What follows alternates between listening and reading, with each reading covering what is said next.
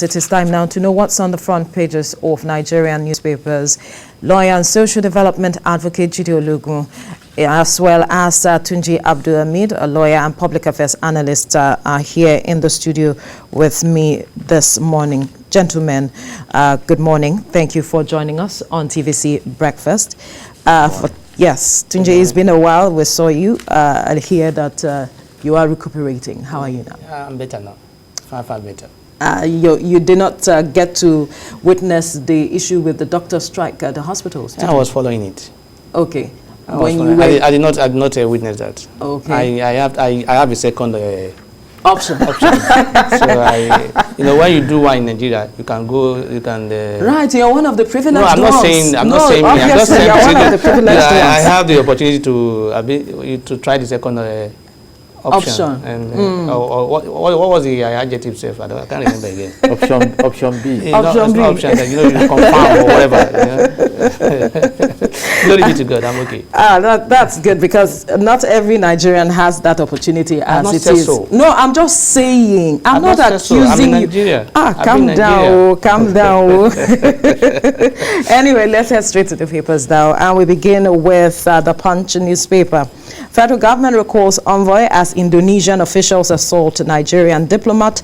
Nigeria threatens to review relations, demands sanctions for errant officials.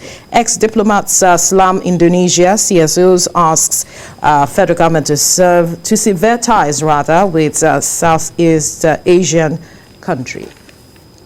We move to the front page of the Blueprint now. We spent 502.3 billion naira on COVID-19 interventions. Federal government speaking there says health facilities upgrade, special works program top list. 25 countries meet on vaccines restrictions in developing nations.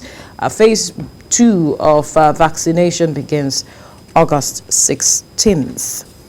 All right. To the Leadership newspaper, in deadly onslaught, military takes fight to bandits' den. Military takes fight to bandits' den. Kills 70 in Niger. Surrender terrorist must face trial. Army. Gunmen kill mother, 3 children in Benue. All right, you find details of all of the story on the pages of the Leadership newspaper. To the First News newspaper now, self-rule. Akintoye Igboho's torchbearer plans mass protest at UN Assembly. Federal government in turn declares him wanted. Details of the story on the pages of the First News newspaper. To the Nigerian News Direct, over 1,000 Boko Haram ISWAP members surrender in Borno Army. 112 killed, 160 abducted in Kaduna Plateau report. All right, you find details of the story on the pages of the Nigerian News Direct.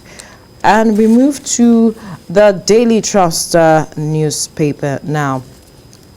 Insecurity. Police phone tracker inactive 7 months after collapse. It's unfortunate, unhealthy, experts. We are upgrading systems. You find details of the story on the pages of the Daily Trust newspaper. All right, to the front page of the National Economy now. $5.8 billion Mambila power plant suffers another setback as China turns down Nigeria's $200 million loan request. You find details of that on the front page of the National Economy. To the Business Day, Rivers VAT judgment throws up sharing formula for debate. Rivers value-added tax judgment throws up sharing formula for debate. To the Daily Times, Secondus survives as PDP shortens tenure. Secondus survives as PDP shortens tenure. To the Guardian newspaper, PDP, Secondus survives, gets reprieve with early convention. PDP elects new chairman in October. NEC to constitute convention. Zoning committees next week. Tambuwal APC lacks structure of a political party. All right, you find all of those details on the pages of the Guardian newspaper. To the Vanguard now, crisis, Secondus survives as PDP fixes convention for October. Buni's headship of APC legally settled. APC governors, APC leaders drag party to court in Ondo over what Congress is at thugs invade APC Secretariat in Enugu, sees NTA TVC cameras. And to the front page of the Nigerian Tribune, PDP second tenure shortened by 2 months. Convention holds October.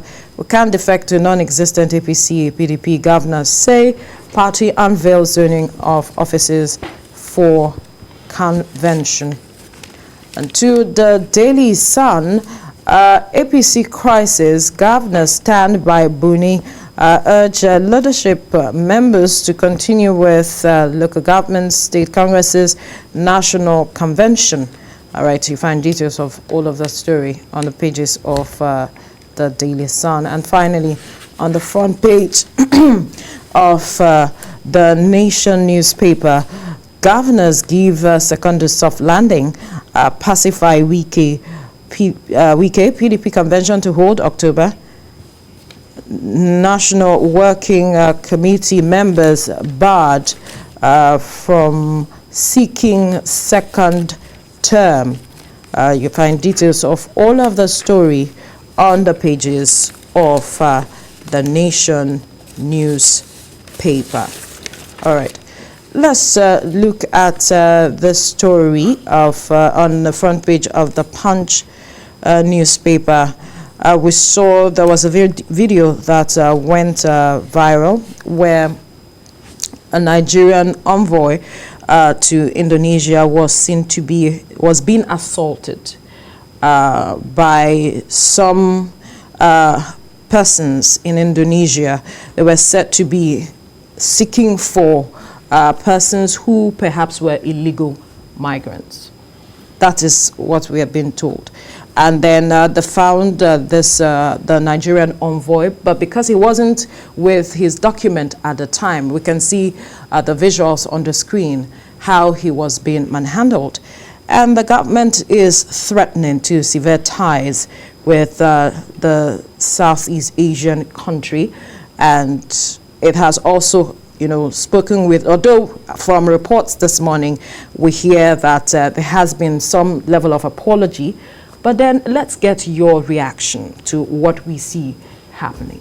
Jide. It's quite unfortunate, and like you just mentioned, apologies have been extended to the Nigerian government, but some are still requesting that you go beyond that. And whether it's so serious as to severing ties with Indonesia is another story entirely. I just want to wonder that the diplomat should have been more recognized in that community than to suffer what he suffered. And the other question that came to my mind is that it's a way of appraising the operational system in Indonesia. I mean, you could see the rough handling and ask the big question, do we have the same culture in Nigeria? So as we are responding to that very uncultured approach to carrying out official duties, we should also look inward and probably begin to engage our own operators here to be more civil in handling matters like that. But at a diplomatic level, I believe that it will be sorted out. And and sometimes they say cutting off the head may not be the solution to headache.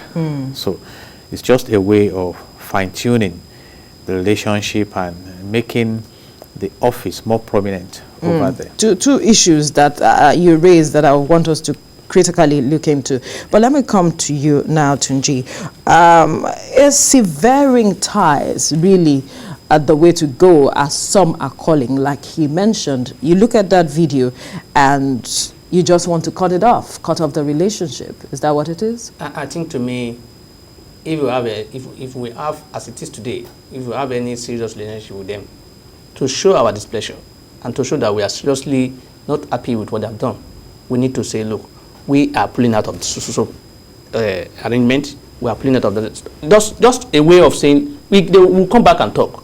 You see, when Nigeria introduced, we increased the visa fee or something? Yes. What was the response from the US? Right. They also increased their own Fees. Fee, and then we are forced to withdraw our own our own increment. So we until we try to stand up for ourselves, even if that man, the diplomat, is even an illegal immigrant, should he be treated like that? Is that the way to treat? That is barbaric. It's unfortunate that that kind of treatment is being made to him. That's not a way to arrest or to even deal with a illegal immigrant. That's not allowed. That's not in line with any international standard or any standard at all. So I think we need to speak up, and then we need to challenge and even see beyond even the apology. We must ask that those people who are involved must be punished, and we must know that they have been punished. We must see through it that they are punished. Yes, there must be sanction for that act, and then that will serve as a lesson. Maybe probably they see the way we have been treated as we are treating ourselves in the country. That's the reason why they are doing that to us. Well, maybe they did the same thing to their people. So we haven't. Have we seen this kind of treatment in Nigeria? If you have not been, I've been to police stations. Right. I'm a lawyer.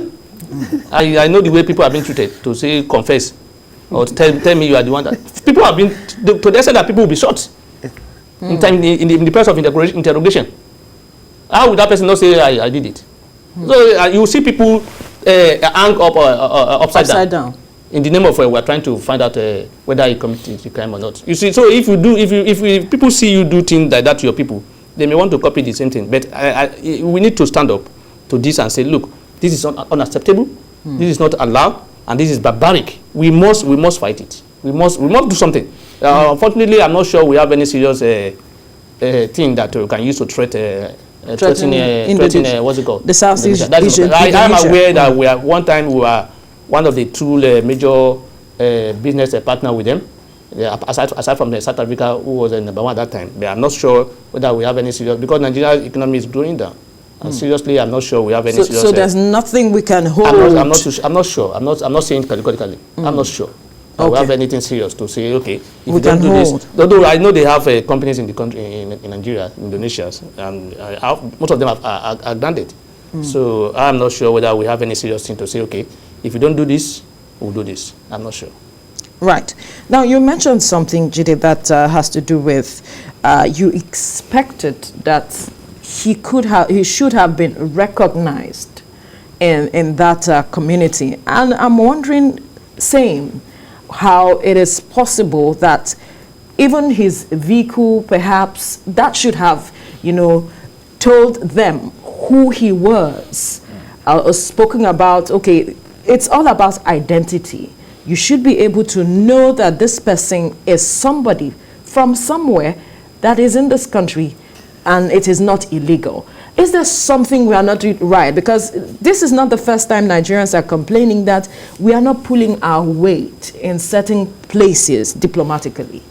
From the public relations angle, there is what we call perception. So perhaps being a Nigerian, firstly, makes you a suspect. Then being black also.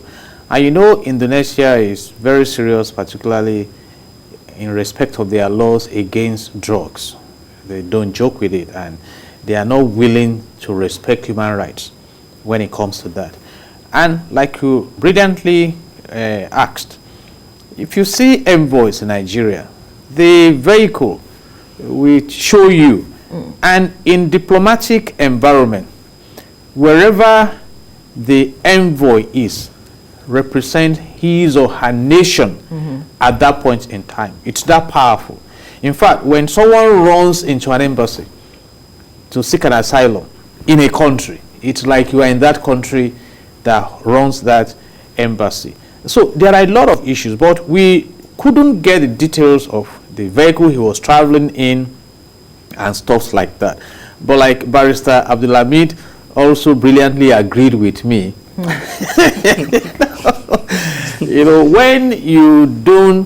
When you stand at your door and shout at your wife that she's a stupid woman, the day she's beaten back home from the market, don't complain. Right. How do we treat ourselves in the country? I'm worried. You just mentioned some cases. I mean, have we departed from the experience of the NSAS? So we need to look at all this. They say charity begins at home. It is very unfortunate, but we have incidents. What happened in South Africa? So how South Africa through the xenophobia, dealt with Nigerians. What happened to Ghana after we shut the land borders? Ghana rose up to impose heavy taxes on Nigerian business personalities in Ghana. So these are the issues we are talking about. We want to stand as Nigerians and stand tall in any part of the globe. And so, he also mentioned whether Nigeria has the muscle to really deal with Indonesia. And we need to develop this muscle. When America sits with you at the table, you must adjust very well. When China sits with you in a conference room, you must adjust very well. So these are the issues of concern to us. Let's build a fresh brand called Nigeria. And you don't decree respect, you earn respect. Let's earn it. So, but we leave it to the Minister of Foreign Affairs and the relevant stakeholders to deal with that situation, but it's quite unfortunate. There's something that a lot of persons are saying, because stemming from what recently happened, I think between the UAE and Ghana, where they're said to have free entry into that country. Yes. So a lot of persons are saying, someone came up to say that we shouldn't blame our envoy, that the attitude of Nigerians, how we behave in certain countries, is also influencing the way we are treated. And so that the envoy or the diplomats really do not have so much to do, or their hands are tied, so to speak. And we have seen even in Indonesia some time ago where some persons were crying out for help, and we've seen certain reports of how Nigerians are involved in certain shady deals. Do you think that that could also have contributed to what we see happening now? I beg to disagree with them. Because when you say the way we behave within Nigeria, yes, I know Nigerians are outside the country unruly. I'm just trying to.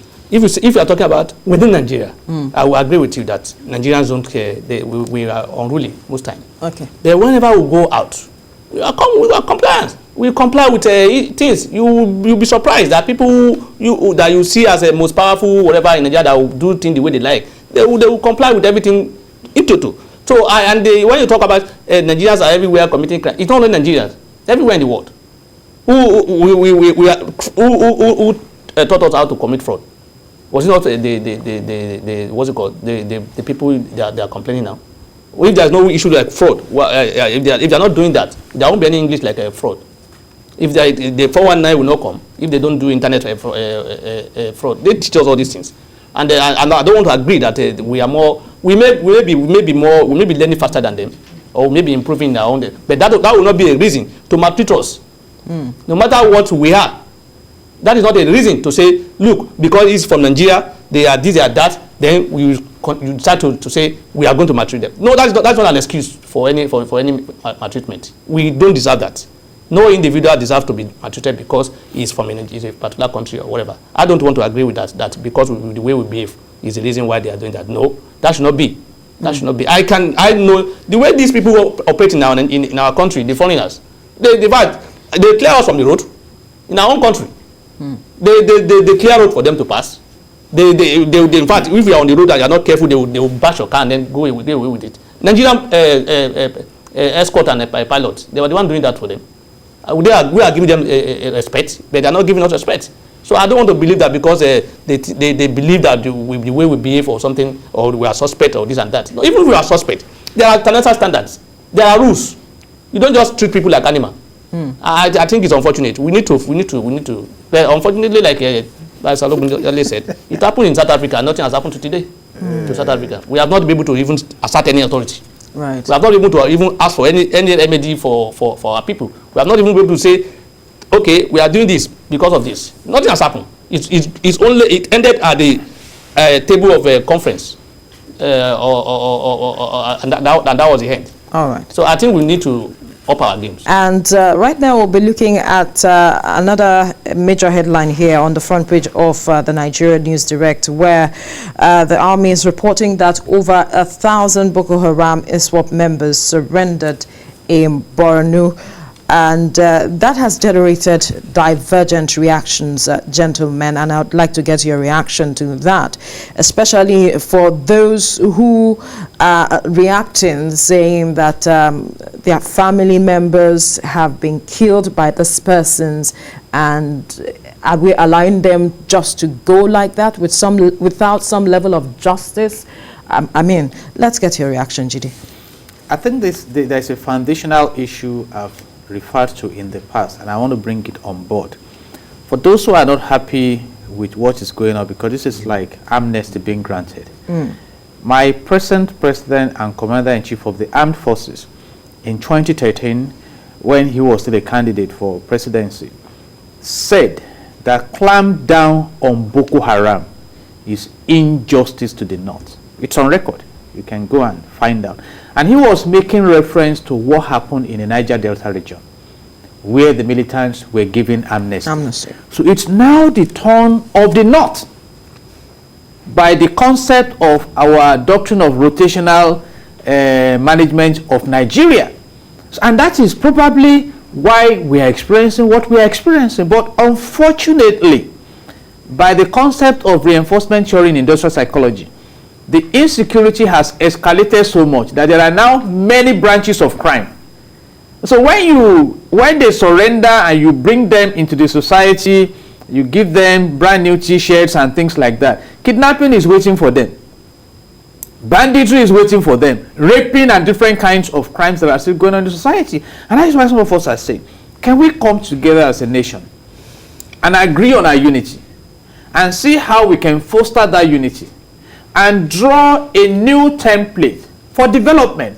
If not, we keep going around the circle, particularly with the agitations going on in this country now, because what experience has shown us is that any region that becomes prominent at the center of leadership, the people spring on that board of power and authority to begin to drive, to express their culture, their attitude, and their virtues. Because how else can we explain it? In the UAE, sponsors of Boko Haram were arrested, prosecuted, and convicted. We have a report in Nigeria that about 400 of them have been identified and that they will be prosecuted. Where are they now for prosecution? And so we need nationalistic leaders. And I have put this on the table of the National Assembly. We have 109 senators, 360 House of Reps members representing us. Is this the Nigeria we deserve? Right. And I think my answer is no. Okay. Let's get your perspective to this, Tunji, before we wrap it up. I think it's unfortunate that people that have killed a lot of people, our military men, innocent citizen, women, they turn a husband to widower, they've turned the women to widows, and then children to fatherless and whatever. And then they will now come and say they've surrendered. Well, I'm not saying there's nothing bad in surrender. They can surrender. That means they are tired of the fight. They maybe, or probably they've run out of ammunition or food or something. They want the cover. But even if they surrender, that surrender of a thing code cannot be a grant to escape justice. It cannot be. You must be made to face justice. You know what? That means what we're saying is that, look, if I decide to go and steal my neighbor's car now, and I'm caught, and I just say, I'm sorry, after 2 or 3 years that I've done that crime, say, I'm sorry, should I go for free? Should I not be? Well, we are indirectly encouraging insurgency in this country. And that is the reason, this is one of the reasons why insurgencies and insecurity will not end. Because they know that, look, there won't be consequences for it. So if you have consequences for crime, people will be deterred from doing it. But when you encourage people indirectly, by way of saying, look, you have surrendered, you are now parading them. Those who have been killed, even the military, even the military men whose wives are suffering and children, I'm not sure they have been taken care of the way they were talking about these people who have surrendered. One of them came and said they gave somebody, the husband of a kidnap. How can that be? All right, gentlemen. It's unfortunate. We need to up our games. We'll have to leave the conversation here now for want of time, but we must thank you so much, Tunji Abdulhammed, Jide Ologun, for your contribution on the newspaper review this morning. Thank you for having me. Nigeria.